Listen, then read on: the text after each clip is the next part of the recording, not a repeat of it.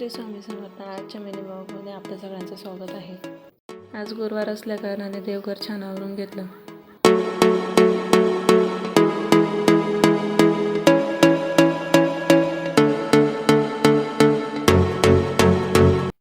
छान अशी देवपूजा झाल्यानंतर मस्त अशी रांगोळी काढली. नंतर देवघराजवळचा सगळा पसारा आवरून घेतला.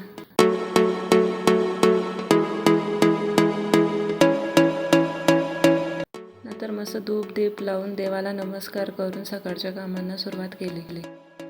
देवपूजेला बसलेलो होतो तेव्हा आम्ही गॅसवर मस्त चहा पण ठेवलेला होता. देवपूजा झाल्यानंतर आम्ही दोघांनी तो मस्त चहा सर्व केला. बाहेर मस्त पावसाचं वातावरण पण झालेलं होतं. त्यात तूप टाकून चहा घेतला.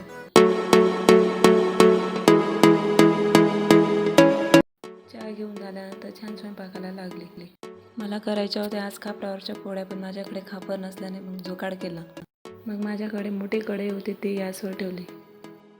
शेगडी पण काचेची असल्या कारणाने कढई पण डायरेक्ट गॅसवर ठेवता येत नव्हती. मग माझ्याकडे दिवाळीत धनत्रयोदशीला पूजण्याचे ते रांजण होते, तेच रांजण ठेवून त्यावर मस्त कढई ठेवली आणि मस्त अशी खापरावरच्या पोळ्या बनवायला सुरुवात केली. छान असे लोढे करून त्यात पुरणाचं सारण भरून मस्त पुरणाची पोळी लाटायला सुरुवात केली. तोपर्यंत आमचे मालक पण आंबे घ्यायला गेलेले होते. म्हटलं चला तोपर्यंत पटपट पुरणाच्या पोळ्या बनवून घेतल्या तर बरं होईल. पुरणाची पोळी छान लाटायला घेतली.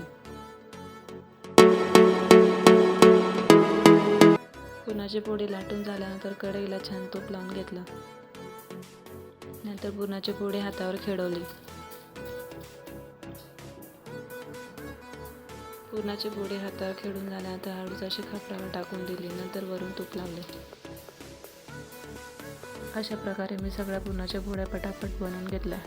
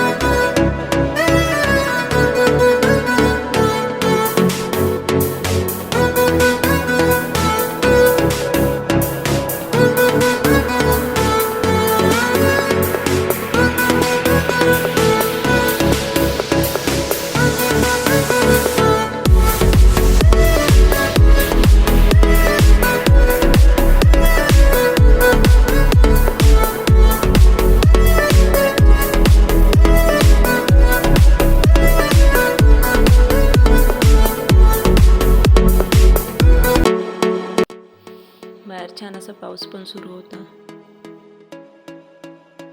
नंतर आमटी बनवायला घेतली. मी आधी मिक्सरमध्ये सगळा मसाला बनवून ठेवलेला होता. नंतर कढईमध्ये तेल टाकून मसाला चांगला फ्राय करून घेतला. तिकडे पुरण शिजवलेल्या डाळीचं पाणी पण गरम करायला ठेवलं होतं. मस्त असा मसाला परतून झाल्यानंतर छान अशी आमटी बनवून घेतली.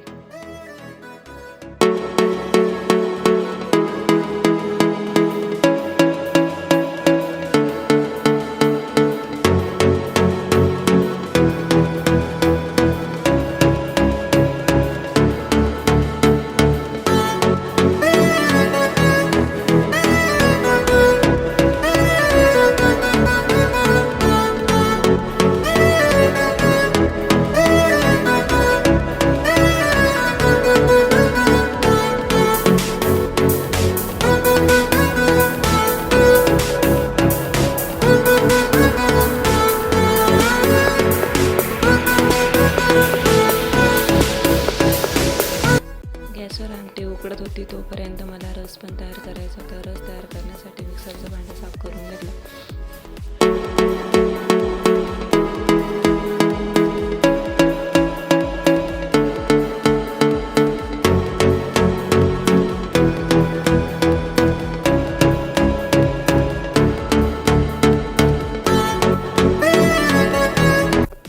नंतर मग मी रस तयार करायला घेतला.